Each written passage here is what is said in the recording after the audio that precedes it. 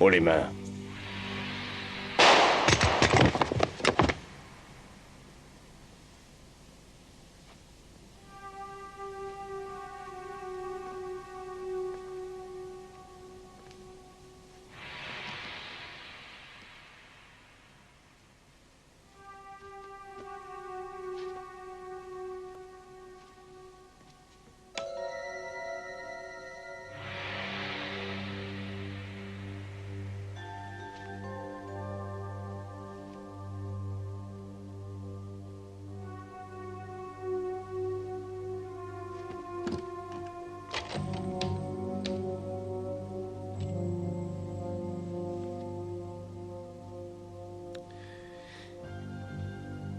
Ici, Dulman.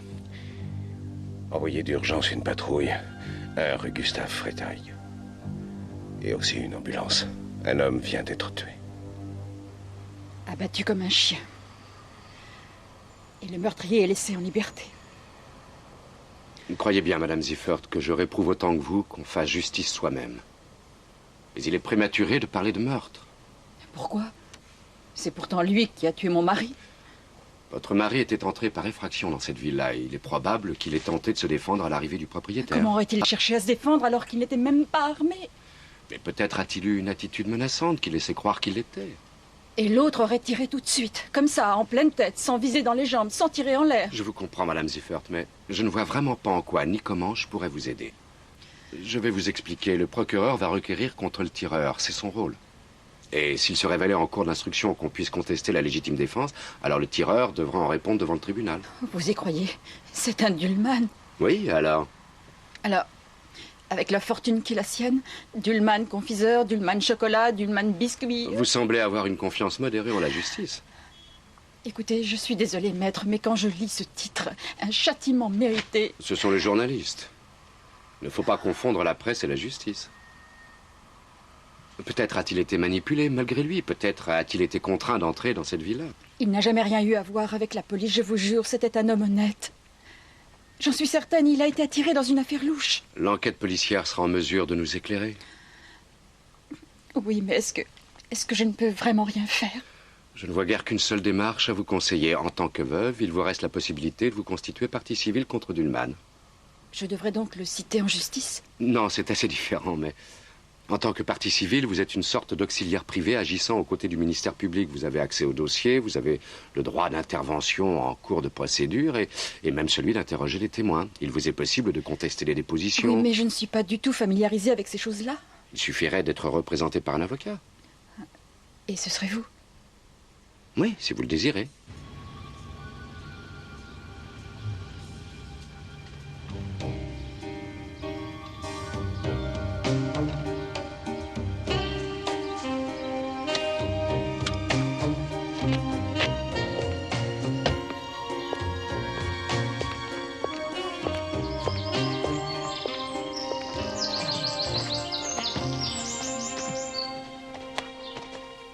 Franck. Oui, bonjour.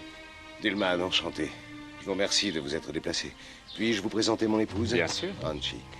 C'est Maître Franck. Enchanté. Enchanté. Je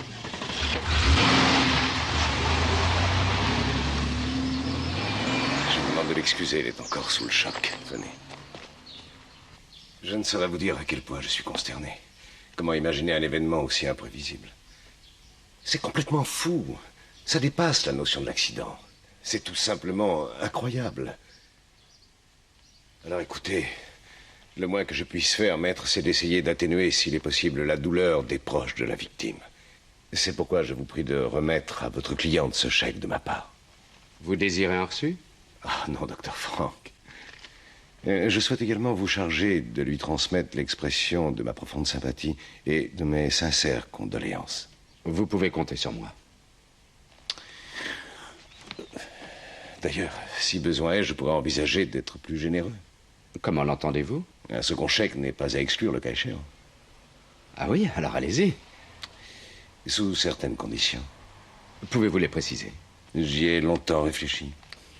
Et ce triste événement est déjà suffisamment pénible pour tout le monde. J'aimerais autant éviter de l'accentuer par des prolongements excessifs. Si votre cliente partageait la vue que j'ai des choses, elle en serait récompensée. Je vais l'en aviser. Je dois pourtant vous dire que je ne saurais lui conseiller de renoncer à se constituer partie civile. Au revoir, monsieur. Je connais le chemin. Inutile de vous déranger, merci.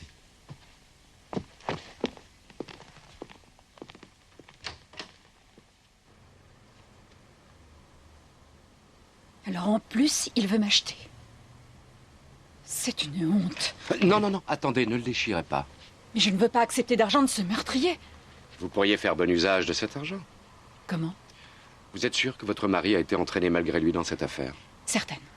Je le connais, il n'aurait jamais eu l'idée de ce cambriolage. Alors un détective privé serait sans doute en mesure de faire la lumière sur les circonstances du vol. Il est mort, ce type. Je vois pas l'intérêt de savoir comment il en est arrivé là. Joseph, Ziffert avait 52 ans. Il n'avait pas de casier judiciaire. C'était un homme sans histoire.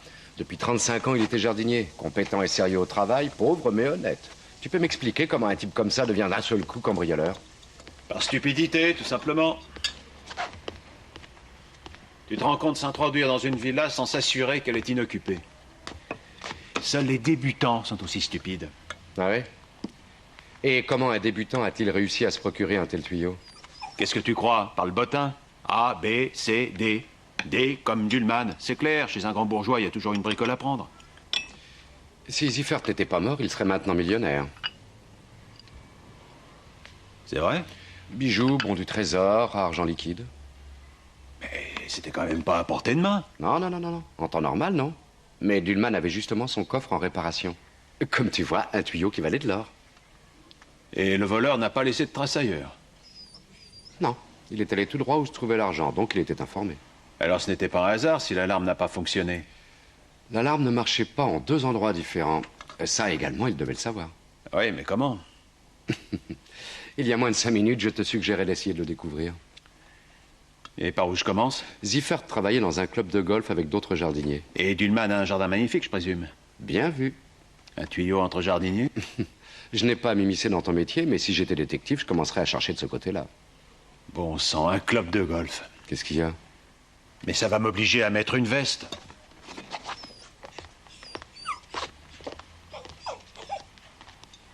Umba, viens ici. Ici tout de suite. Rainer, mais laisse-la cette pauvre bête. Sinon ça va refroidir. Froid ou chaud, il sait qu'il n'a pas le droit de manger ici. T'as compris? Ah, pauvre Umba. Il te faudra un avocat pour te défendre.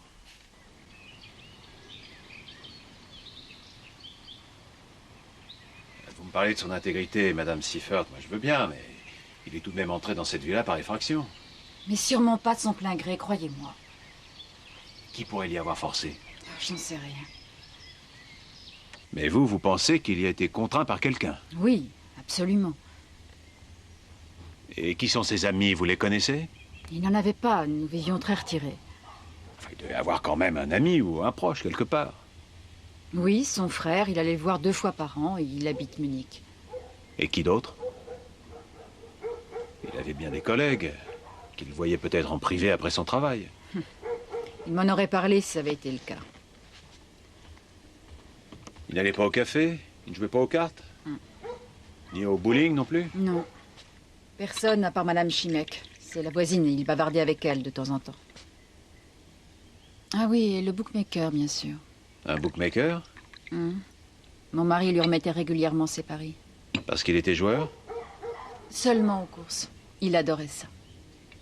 Vous savez, mon mari avait toujours rêvé de devenir jockey quand il était jeune. Et puis il a grandi trop vite et il a dû renoncer. Mais il a toujours gardé son goût pour les chevaux. Et aux courses, il dépensait beaucoup par mois? Non, 3 fois rien. 50 marques dans la semaine et en plus, il était assez souvent gagnant. Vous prenez du sucre? Non merci. Auriez-vous constaté un changement dans l'attitude de votre mari ces derniers temps? Non. Il n'affichait aucune nervosité, ni une tendance à s'enfermer? Non, je n'ai rien remarqué. Disons qu'il était... Oui, il était sans doute moins bavard sur son travail qu'avant. Je pensais qu'il avait des petits soucis et qu'il se taisait pour ne pas m'inquiéter. Il était comme ça.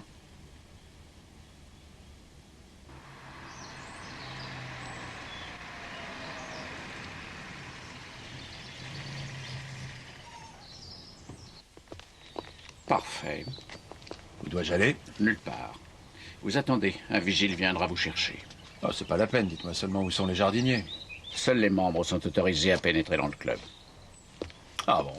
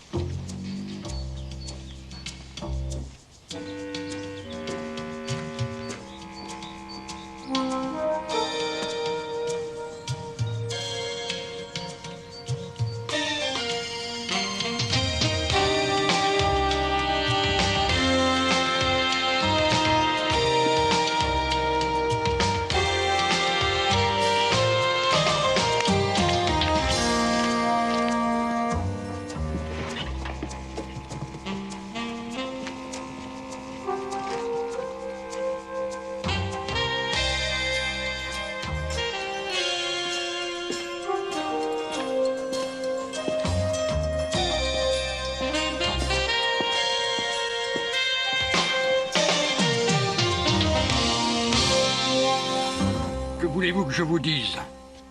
Vous le connaissiez. Pas causant, plutôt sympa, travailleur.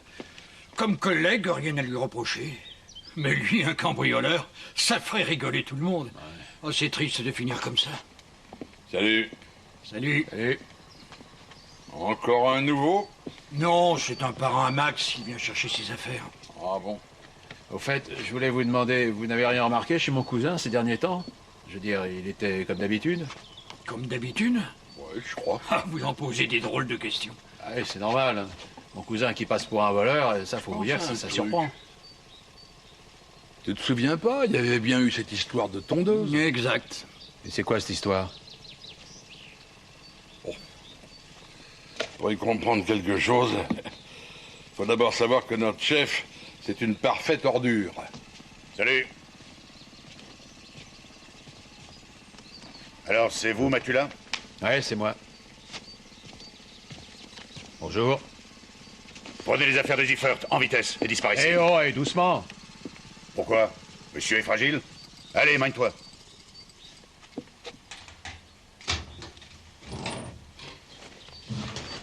Donnez-moi ça. Ça. Racontez des salades. Bouffer, picoler. Vous n'êtes bon qu'à ça. Vous savez que personne n'a le droit de venir ici, hein? Qui l'a laissé entrer? Vous êtes muet? Il est arrivé comme ça, sans rien demander. Ouais, comme dans un Notre moulin, service hein? finit à 5 heures. Müller, vous viendrez dans mon bureau quand vous aurez rempli la remorque. Voilà, je crois que j'ai tout. Alors, on y va. Ah! Au cas où vous auriez besoin d'un bon avocat spécialisé en cruauté mentale, j'en connais un excellent. Allez, salut! Eh oh, je connais le chemin! Oui, bon, c'est ça, allez, en avant. Il paraît que le voleur travaillait ici comme jardinier. Je n'en sais rien. En tout cas, si vous voulez mon avis, je dirais que votre mari a eu parfaitement raison. Oui, il a prêté pour un rendu. Monsieur Karnik, un instant, je vous prie. Il faudrait que je vous parle, c'est au sujet de la décoration au bal de l'association. Est-ce que ça vous irait 5 heures dans votre bureau? Je n'ai pas une seconde à consacrer à tous ces détails. Voyez plutôt le gérant pour ça. C'est assez important tout de même. Excusez-moi, chère madame. Venez-vous.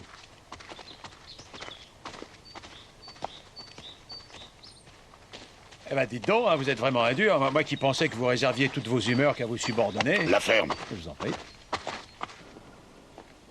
L'enquête confirme en tout point les déclarations du président Dullman.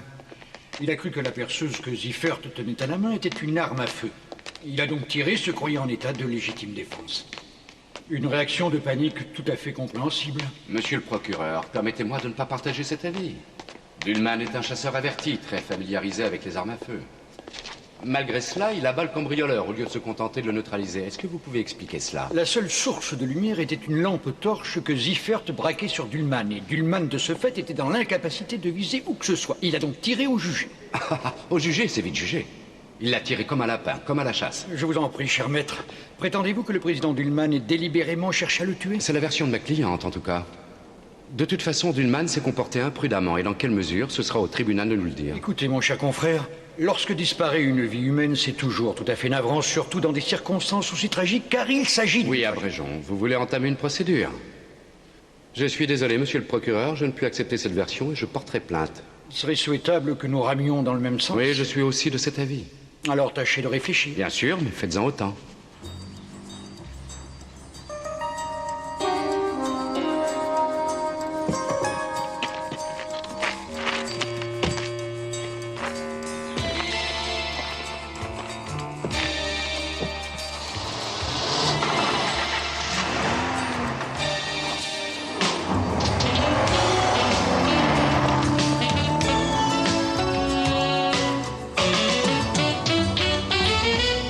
Du vin de palme aussi? D'accord. 2. Tout de suite. Si Karnik apprenait que j'ai parlé à un gars de la famille Ziffert, je pourrais dire adieu à mon boulot illico. Vous le connaissez, l'animal? Ziffert et lui ne s'entendaient pas trop, alors. Oh, faut pas croire ça. Non, non. Bon copain, au contraire. Seulement depuis quelques mois. Depuis l'histoire de la tondeuse. Oui, tout juste, Ziffert avait oublié de la ranger à sa place pour la nuit. Et Karnik lui avait passé un sacré savon devant tout le monde. Oh, je n'y avait rien d'étonnant, on y est tous habitués. Mais le truc bizarre, c'est que Ziffert, le gentil petit Ziffert, il s'était pas laissé faire. Il lui a tenu tête. Karnik était fou furieux, jamais ça lui est arrivé en 3 ans qu'un gars lui réponde. Licenciement immédiat, il a viré Ziffert aussi sec. Et ensuite, devinez un peu ce qui est arrivé. Ziffert est rentré chez lui et le lendemain, il était de retour. Vous avez compris. Il était de retour. Toujours aussi aimable. Et qu'a fait Karnik? Comme si de rien n'était. Là, vous avez tout faux. Pour ces messieurs. Merci. Merci. Karnik le traitait comme un jeune plant fraîchement mis en terre qu'on manipule avec grand soin. Sans vous déranger, est-ce que vous pourriez me saisir faire dès que vous aurez un moment? Évidemment, de notre côté, on n'en pensait pas moins. Ziffert tenait Karnik? Automatique. Oui, mais comment alors? Le prouver, c'est assez difficile. Moi, j'ai ma petite idée. Karnik fait tous les achats pour l'entretien du terrain. Plantes, engrais, machines, insecticides, pour 70 hectares. Allez savoir comment tout ça est utilisé et surtout en quelle quantité.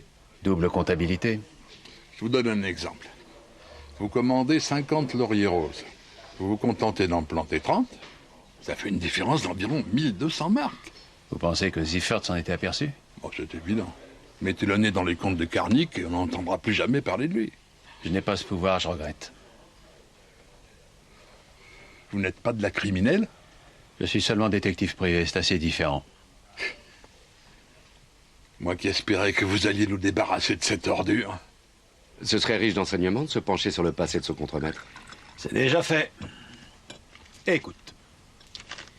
Un de mes amis a ses entrées secrètes au fichier informatique de la police. Théo Karnik, 1980, faux et usage de faux. 81, détournement de fonds. 83, escroquerie. L'ordinateur ne dit pas s'il a fait l'objet de condamnation. Je suppose pourtant que ce monsieur n'est pas un enfant de cœur. L'ordinateur n'a plus de délit à signaler depuis 83. Je me demande quand même comment un type avec un tel palmarès a pu décrocher un emploi comme celui-là. Surtout dans un club de golf réservé aux notables. Il existe sûrement un moyen de se renseigner. Rainer. Si je suis surpris à traîner dans cet endroit, ils vont lâcher leur chien. Tu m'excuseras, il est préférable que ce soit toi qui aille. Non, mais dites donc, tu ne crois tout de même pas que je vais faire le travail à ta place, non? Qui d'autre peut s'en charger? Non, mais ça va pas, attends une minute. Oui? Madame Ziffert demande à vous parler d'urgence. Dites-lui que je la rappellerai plus tard. Chacun son métier, mon vieux. Et il faut que vous m'aidiez, maître. On me réclame des mensualités de 600 marks. Et tout ça pendant 2 ans. Tenez, regardez. Qu'est-ce que c'est? Faites-moi voir. C'est un système informatique complet. Pour ses paris aux courses. Comment ça? Je ne comprends pas. C'était son rêve de pouvoir placer ses mises directement de chez lui. Comme ça, il pouvait parier de la maison. Ah ouais. Oui, mais maintenant que mon mari n'est plus là, je n'ai plus aucun besoin de cet appareil. Je vais appeler le fournisseur. Je ferai en sorte qu'il reprenne le matériel et se contente de garder simplement la compte. Ça vous ira? Oui, je vous remercie. De rien. Au revoir. Au revoir, Madame Ziffert. Madame?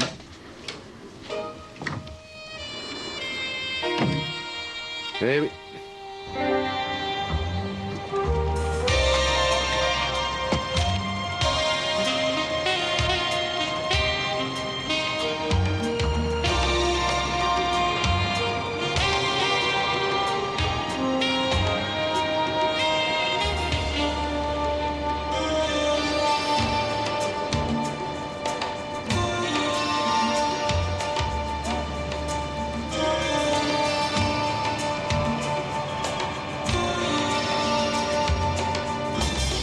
Que vous soyez avocat ou prince consort, je n'ai aucun renseignement à vous donner sur nos employés.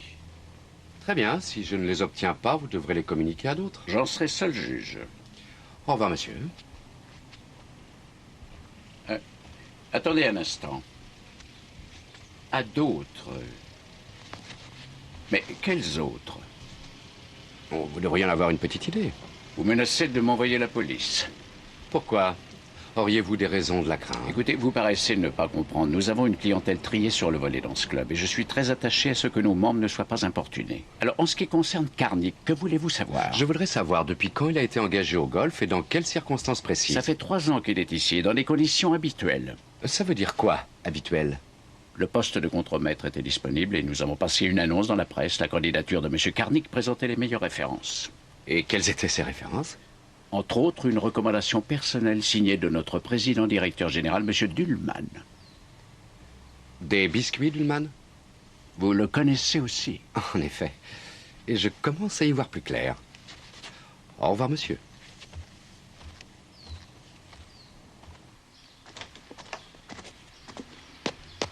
Bonjour, maître Franck. J'ai rendez-vous avec monsieur Dullman. Alors c'est vous l'avocat? Oui, c'est moi. Je suis sa fille et il faut absolument qu'on parle tous les deux. Si vous voulez. Par ici. On ne peut se voir qu'une minute. Vous savez, mon père est très malade. Il faut l'aider. À cause de cette femme, ma belle-mère, sa vie, c'est l'enfer. Des scènes sans arrêt, elle lui ment. Et le comble, c'est qu'elle a un amant. Il le sait, mais il laisse faire. J'ai déménagé parce que la vie était insupportable ici. D'ailleurs, le fait qu'il ait tué quelqu'un démontre qu'il ne maîtrise plus ses nerfs. Il est devenu imprévisible. Il semble que vous confondiez... Mais en aucun cas, vous ne devez lui dire que je vous ai Attendez, parlé. permettez que je m'explique. Je suis certes avocat, mais pas celui de votre père, vous comprenez? C'est maintenant que vous le dites? Vous ne m'avez pas laissé le temps de m'expliquer.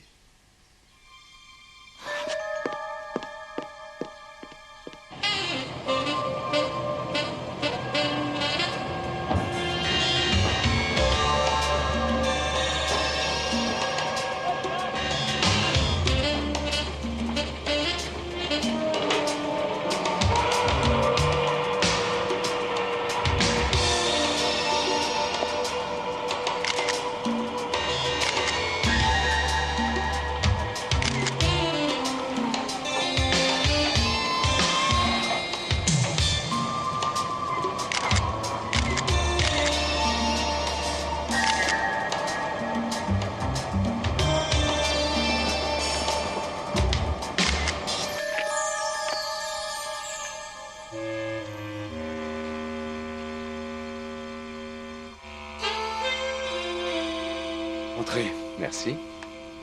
Je suppose que vous venez pour le 2e chèque. Je vous en prie, asseyez-vous. Malheureusement, si vous comptez là-dessus, je vais vous décevoir. Mais alors, pourquoi êtes-vous venu? Je souhaite avoir des renseignements concernant Karnick. Karnick? Je connais pas. Si, vous connaissez. Quoi, je devrais? C'est une pop star ou un footballeur connu? Karnick est contremaître dans le club de golf dont la présidence vous est confiée. Vous savez, maître, je préside de nombreux conseils. Je me rends au club de golf 2 fois par an, la première pour l'Assemblée générale et la seconde pour participer au bal du comité. Un contremaître n'a sa place dans aucune de ces 2 manifestations. Et c'est vous-même qui lui avez procuré cet emploi? Croyez-vous vraiment que je m'occupe de ces détails? Écoutez, la candidature de ce monsieur était accompagnée d'une lettre de recommandation qui a été signée de votre main. Alors là, ça devient comique. Oui, c'est à se tordre de rire. Mais je suis censé l'avoir signé quand? Ça remonte à 3 ans. 3 ans, vous dites en effet, ce serait possible. Peu de temps avant mon mariage avec Anchi, ma 2e épouse, elle m'avait demandé à plusieurs reprises de signer quelques lettres de recommandation en faveur de certaines de ses relations. Et vous avez signé en blanc, sans connaître les intéressés? Écoutez, maître, je connais Anchi. Elle jouit de mon entière confiance. Alors j'imagine que vous ne verrez aucun inconvénient à ce que je lui parle. Ça suffit, ma patience a des limites. Veuillez laisser ma femme en paix. Je deviens méfiant quand les conclusions s'imposent trop facilement. C'est une opération avec 3 paramètres connus. Karnick, Ziffert et Dullman. Sont-ils vraiment connus? Tu es sûr de ne rien oublier? Pratiquement sûr. C'est très simple, Rainer. Karnick dissimule quelque chose. Ziffert le découvre, alors ils deviennent complices. L'épouse Dullman et Karnick sont déjà complices.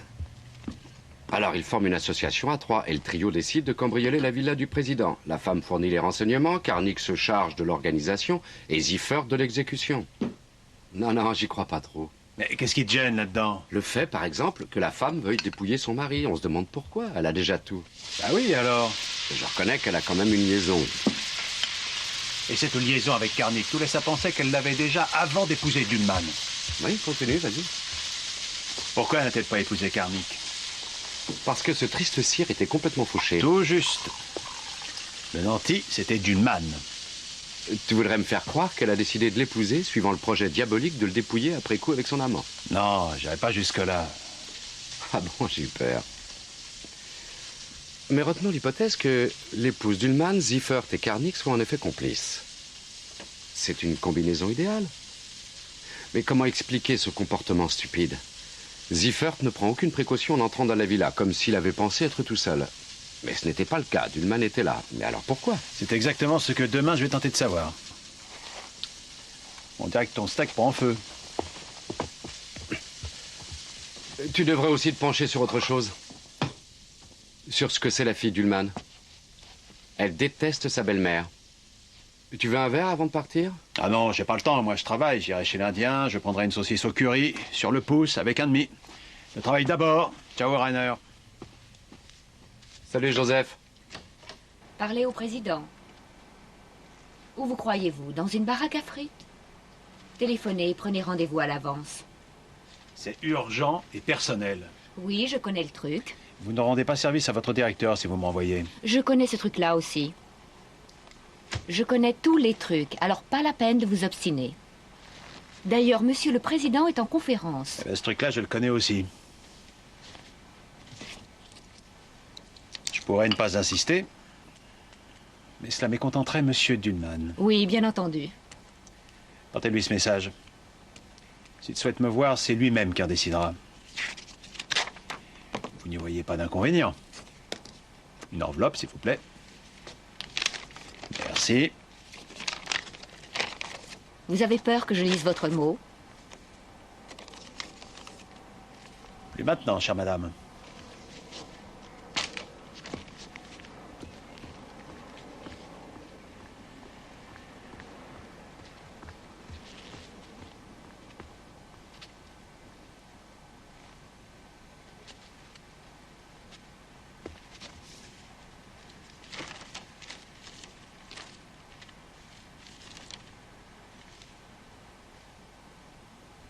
Eh bien, messieurs, nous pouvons lancer la campagne. Oui, qu'est-ce que c'est?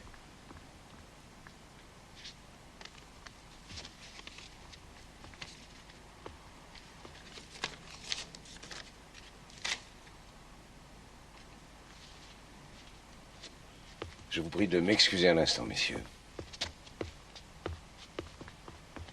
Il ne s'est même pas présenté? Non.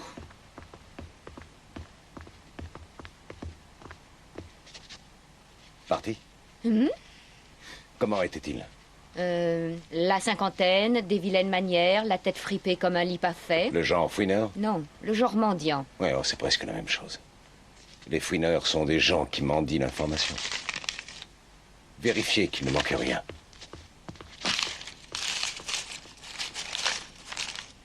Pas la peine de vous déranger, je souhaitais éloigner votre secrétaire quelques instants. Ce truc-là, elle ne le connaissait pas encore.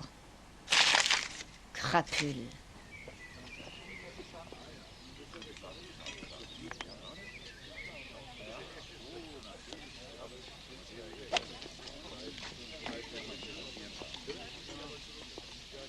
Madame Dullman?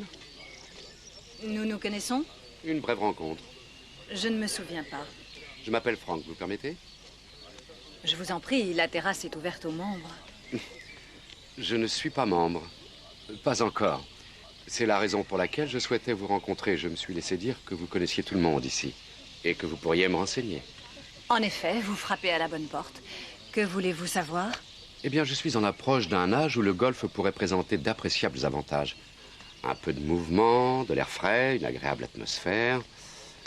Seulement, avant de m'engager dans cette voie, je voudrais évidemment être certain de ne pas croiser ici Monsieur Tout-le-Monde. Vous me comprenez? Pour 5000 marques de cotisation annuelle, vous êtes à l'abri de ces rencontres.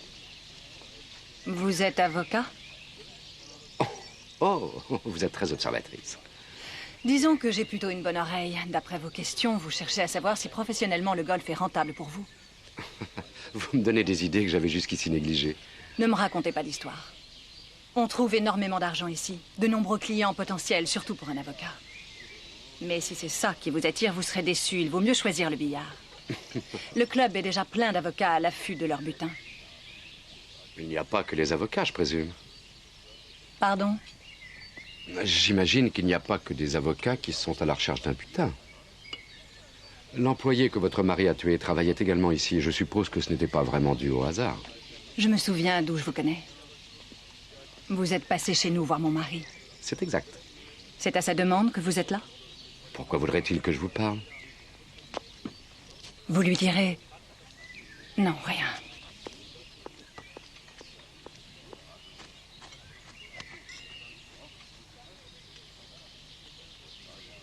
What's a woman when a man don't stand by her side? What's a woman when a man has secrets to... Bonsoir. Bonsoir. Qui c'est, la belle Annette? La fille près des deux types. La brune, là-bas. Merci. Une bière. Sans alcool? Oh non, une vraie. Christiane, une bière.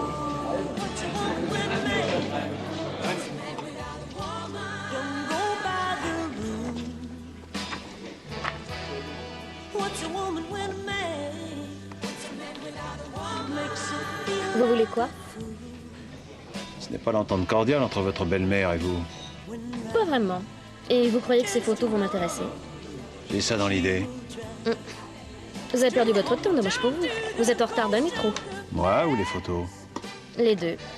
J'ai d'autres photos depuis un mois qui sont très suggestives. Non, c'est vrai? Absolument.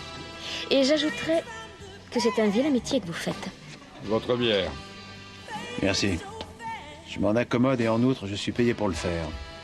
Alors en plus, vous faites chanter ma belle-mère? J'avais pas encore songé à cela. En tout cas, oubliez l'autre éventualité parce que si vous les montrez à mon père, il vous jettera tout de suite dehors. Et pourquoi? Parce qu'il ne veut pas en entendre parler. J'avais moi-même engagé un détective pour filer ma belle-mère. Il était plus dégourdi que vous.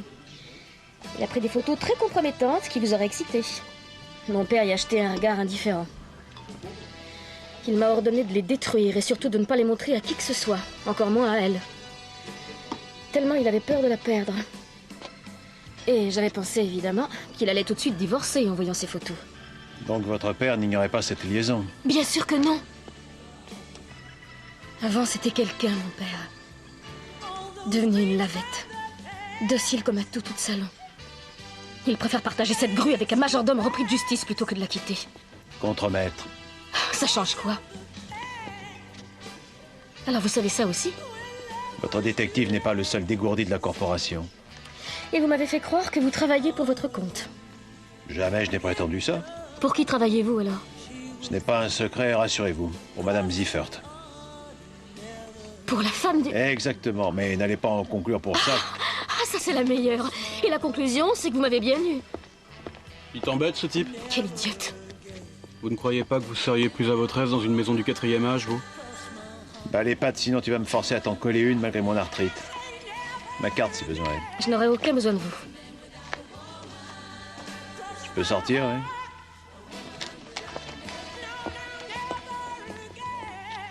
Enfin, tu vas tout de même pas abandonner comme ça. Il est trop tard maintenant, l'audience va ouvrir demain matin. Et comme c'est parti, Dullman va sûrement être relaxé, même si je fais tout pour empêcher ça. Et où en est-on avec Karnik? Karnik. Même si on arrivait à prouver qu'il est suspect, quel intérêt pour Madame Ziffert? Aucun, au contraire, et ça ne pourrait que lui nuire. La vérité n'a jamais nui à personne, que je sache. Arrête de philosopher dans le vide. Qu'est-ce que tu comptes lui dire? J'ai dépensé tout votre argent, chère petite madame. Mais je connais enfin la vérité toute nue. Votre mari était un cambrioleur et aussi un maître chanteur, ça va la réconforter. Non, nous ne sommes pas là pour servir la vérité, mais notre cliente. Allez, laisse-moi travailler maintenant.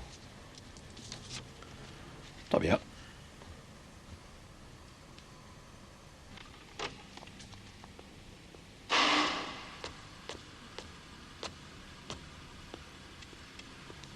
Monsieur Matula? Tiens, j'aurais dû m'y attendre. Je suis vraiment désolée pour tout à l'heure. J'avais les nerfs à bout à cause de vous. Vos excuses sont acceptées. Bonne nuit.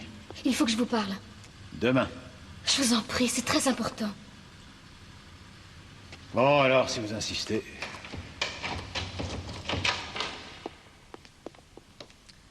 Mon bureau domicile.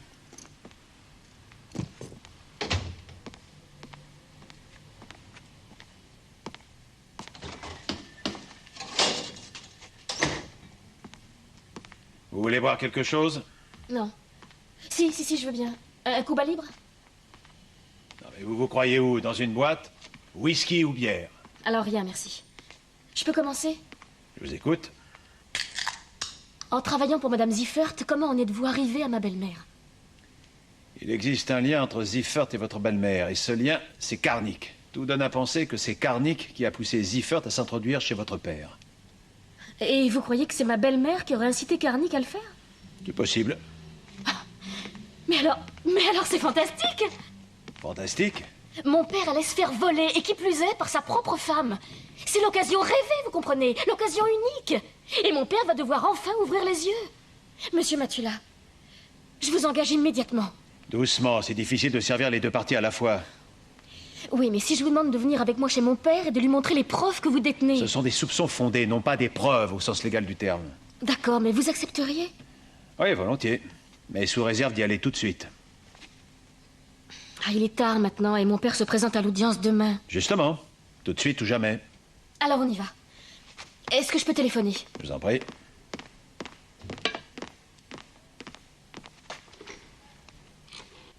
Asseyez-vous. Mais sois bref, nous avons sommeil. Que cette femme sorte avant. Mais tu es folle ou quoi? Je voudrais te parler personnellement. Tu n'as rien à dire qu'Anchi ne puisse entendre. Si, justement si. Veux-tu savoir quoi?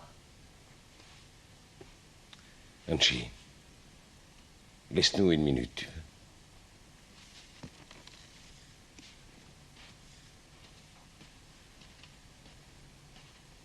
Je t'écoute.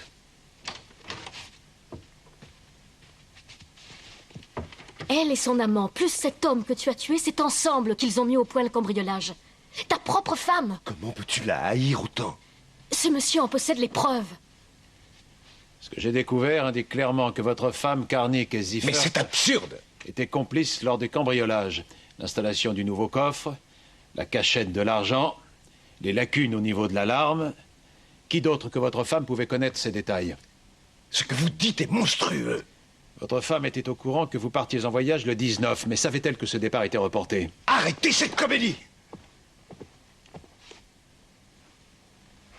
Je comprends maintenant. Celui qui s'est faufilé dans mon bureau aujourd'hui, c'était vous! Faufilé, non, j'y suis rentré, c'est très différent. Sortez maintenant! C'est ta propre femme qui voulait te voler, elle et son amant. Tu vas te décider à comprendre. Annette! Elle serait partie avec lui après t'avoir dévalisé. Terre! Annette! Elle n'en voulait qu'à ton argent, cette garce. Annette, c'est ma femme, ta femme est une voleuse, une garce. Calmez-vous. Une ordure.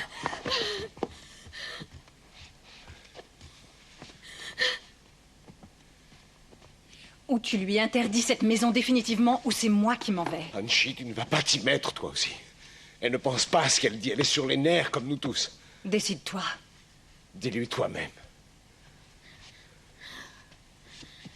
Tu ne remettras plus jamais les pieds ici. C'est bien compris? Papa, tu es malade.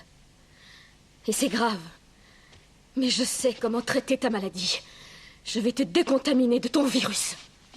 En allant trouver la police. La police? Non! Annette! Non, ne fais pas ça. Si tu fais ça, je suis perdu. Nous serons tous perdus. Et définitivement. Oh, papa. J'ai tellement de chagrin. Annette, je vais tout expliquer. Tout. Tu sauras demain ou après-demain, quand le procès sera terminé. Et tout ira bien, tu verras. Tout sera comme avant, chérie. Tu comprends?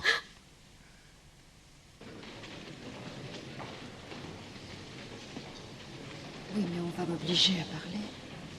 Rassurez-vous, madame, c'est moi qui vais parler. Bonne chance, cher confrère.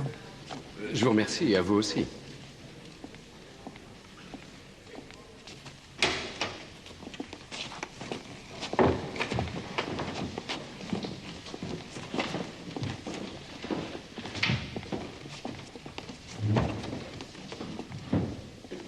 Je déclare l'audience ouverte dans l'affaire Gerhard Dullmann, accusé d'homicide involontaire.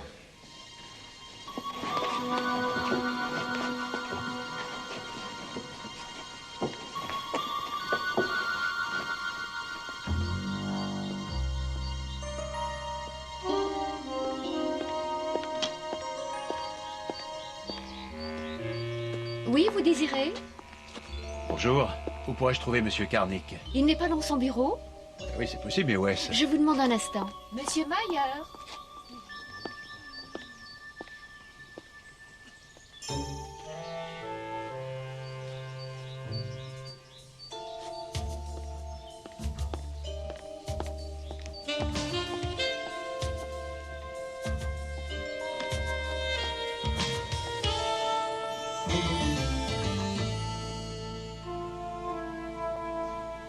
Suite à un bruit que vous avez entendu, vous avez pris le revolver dans la table de nuit et... Comment se fait-il que vous ayez saisi l'arme immédiatement? Parce que je supposais que quelqu'un s'était introduit chez moi. Vous avez le téléphone dans votre chambre? Oui, bien sûr. Vous pouviez donc téléphoner à la police au lieu de descendre? Cette remarque est sans objet. Cette audience devant déterminer si le président Dullmann a tiré en état de légitime défense ou non. Maître, laissez répondre le prévenu. J'ignorais si le bruit que j'avais entendu était vraiment dû à une présence anormale. Je devais m'en assurer avant. Vous êtes donc sorti de la chambre et vous êtes descendu par l'escalier jusqu'au rez-de-chaussée. Vous aviez allumé la lumière? Sûrement pas, j'aurais donné à l'homme l'occasion de m'agresser. Vous auriez pu aussi avoir l'occasion de lui parler avant de prendre la décision de tirer.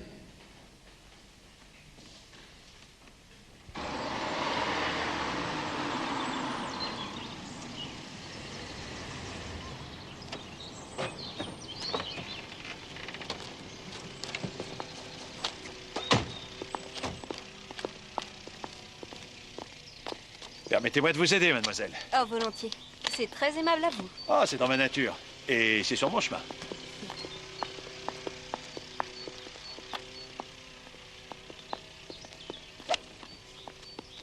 Ce n'est pas trop lourd? Non, qu'est-ce qui vous fait croire ça? Pensez-vous? Non, non. J'ai passé quelque temps dans la marine autrefois, et depuis j'ai gardé l'habitude de tout porter sur l'épaule. Oh, vous étiez dans la marine. Oh, ça fait longtemps de ça. Et maintenant, vous jouez au golf? Pourquoi je devrais faire du water polo? Non, non, seulement c'est plutôt rare de voir un marin jouer au golf. Ah, détrompez-vous. Le golf est un sport qui est particulièrement apprécié par les marins, à condition d'être sur un porte-avions. Le problème, voyez-vous, c'est pour récupérer les balles tombées à l'eau. Je crois bien que vous me faites marcher. Moi? J'ai cette impression, oui. Du point de vue du psychologue que je suis, je vois différemment les choses. C'est en raison du fait que l'accusé est un chasseur accompli et de son accoutumance à manipuler les armes à feu qu'il a été conduit à tirer comme sous la pulsion inconsciente d'un réflexe. Comme sur un gibier qu'on verrait brusquement surgir d'un sous-bois, c'est ça? Tout à fait, oui. Non, bien sûr que non. Non, c'est ridicule. Non, je préfère me retirer plutôt que d'écouter ces réflexions impertinentes. Oui, retirez-vous. De toute façon, nous avons entendu l'essentiel. Pas très reluisant comme métier ce que vous faites. Fouiner dans les affaires des autres. Échafauder des hypothèses. Et pour trouver quoi finalement, hein? J'ai été négligent dans mon boulot? Et que Ziffert s'en est aperçu? Ah, c'est vrai. Et alors? Alors, il vous faisait chanter. Bon, c'est beaucoup dire. Petit billet pour qu'ils se taisent. Mais ça s'arrête là. Vous savez, dans la maison, ils sont assez près de leurs sous. Et moi, je tiens à mon boulot. Je vous comprends, surtout avec votre casier. Vous avez fourré votre nez là-dedans? Il n'y avait pas grand-chose à en tirer. Alors, qu'est-ce que vous voulez me coller sur le dos? On se calme, monsieur Karnick. Vous devriez être soulagé d'être débarrassé aussi facilement de votre maître chanteur, non? Vous me prenez pour un monstre. J'avais pitié de ce pauvre bougre. Et naturellement, vous n'avez rien à voir dans cette affaire. Vous êtes loin de tout savoir. J'ai mon idée. Ziffert vous tenait, c'était difficile de faire participer à un cambriolage. Tout juste. Donc c'est pas logique, tout ça. Comme vous dites. Et je crois que si. Ziffert y a pris goût. Ça marchait assez bien, le chantage. Et à la longue, vous êtes devenus très bons copains. Du coup, c'était plus facile de l'associer à la grosse affaire. Vous voulez-vous en venir? Entre Ziffert, le cambrioleur, et ce Dullman qui l'a exécuté se trouve le maillon manquant. Et c'est vous. Là, vous bifurquez sur un mauvais chemin. Je ne le connais pas, Dullman. Désolé Théo, je sais que je ne devrais pas venir, mais on a un détective aux trousses. C'est sa fille qui l'a engagé. Bonjour, Madame Dullman. Assieds-toi, Angela. Un chien courant qui s'est égaré dans la forêt. Alors, je vois ce que vous avez imaginé. Angela et moi, on aurait mis ce projet sur pied, et Ziffert en aurait été l'exécuteur. Ah, je ne dis pas que ça s'est passé ainsi, mais si c'était le cas, vous n'auriez de toute façon aucune preuve contre nous. En effet. Mais je me soucie assez peu de la vérité. Je défends les intérêts de ma cliente, pas ceux de la vérité. Et ma cliente, c'est Madame Ziffert. Une seule chose m'intrigue. Ce vol, il fallait vous en charger vous-même. Pourquoi avoir confié ce travail à une tierce personne, ce qui supposait un partage? Je dois avouer que ça m'échappe. Ah, ça c'est typique de votre métier. Toujours chercher des combinaisons biscornues. Et on néglige de voir ce qu'on a sous le nez. J'avais besoin d'un alibi, c'est tout. Pourquoi un alibi? Il demande pourquoi. Quelle question. Mais à cause de notre liaison, bien sûr. Mais elle n'était connue de personne. Enfin, je crois. C'est juste.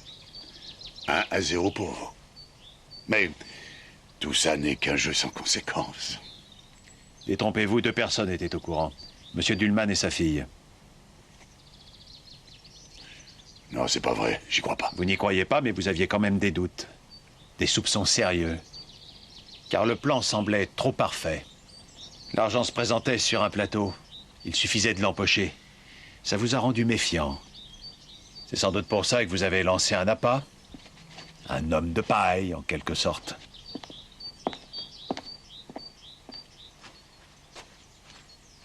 Je vais donc ainsi résumer mes conclusions.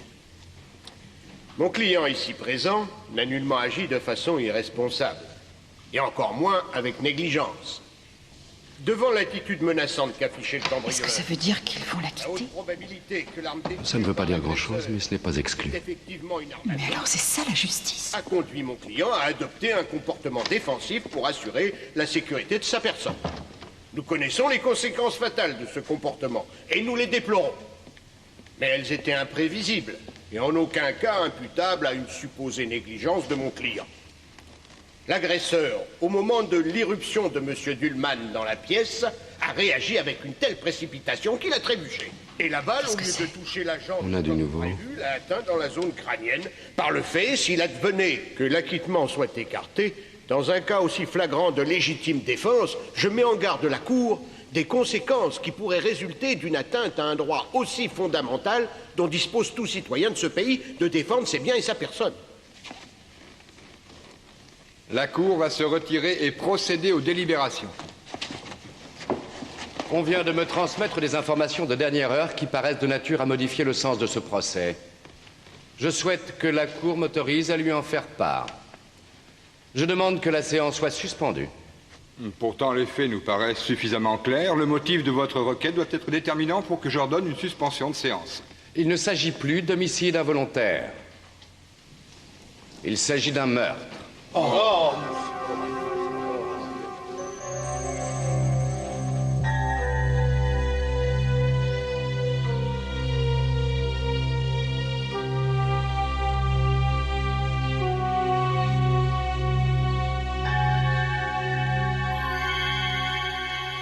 Votre fille vous avait présenté la preuve formelle de l'infidélité de votre femme. Vous n'êtes pas tenu de l'écouter, Monsieur le Président. Je sais. Et ensuite, elle vous a fait connaître avec profusion de détails le passé de l'homme avec lequel elle entretenait cette liaison depuis des années. Qu'est-ce que ça veut dire?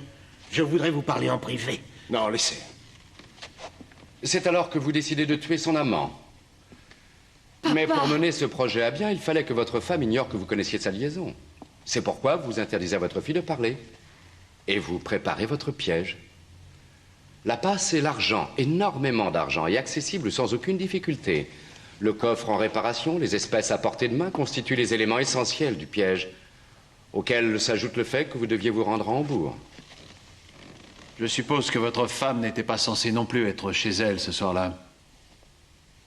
Elle devait aller voir des amis à la campagne. Le piège ainsi conçu ne pouvait que fonctionner.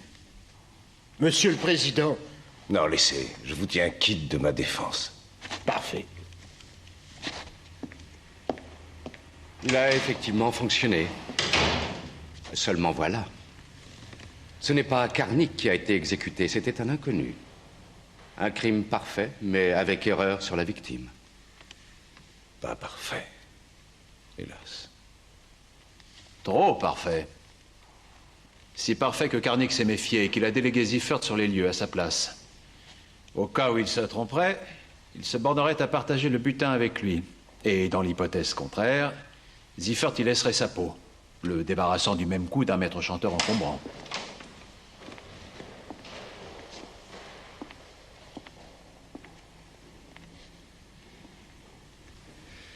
Tu leur as tout raconté? Pas de mon plein gré. Mais je vais te faire un aveu. J'en suis heureux, finalement. Si j'étais sorti d'ici acquitté, vous m'auriez torturé jusqu'à la fin de mes jours. Tu as gâché ta vie pour rien.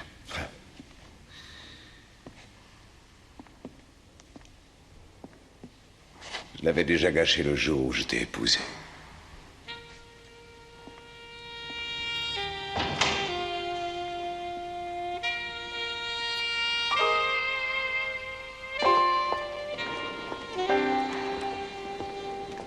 Alors, mon mari et cet individu, ce Karnik, ils étaient vraiment complices?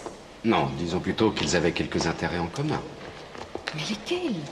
Des intérêts plus ou moins directs, rien d'important. Madame Ziffert... Maître, pourquoi refusez-vous de me dire la vérité? Je préfère, même si c'est lourd à porter. Bon, bien voilà. En fait, tout a commencé par une espèce de chantage, et votre mari... Karnik a fait chanter votre mari. Ou il consentait à entrer dans cette ville-là, ou alors il veillerait à ce qu'il soit licencié. Licencié?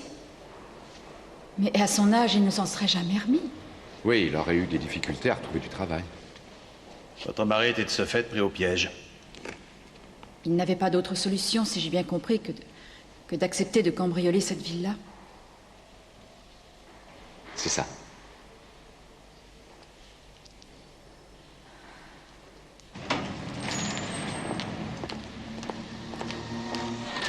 Je te remercie, Joseph, parce que tu sais, quand il s'agit de mentir, je suis assez nul. Nous ne sommes pas au service de la vérité, mais à celui de nos clients. Tu es doué sur le plan de la théorie, mais pour la pratique...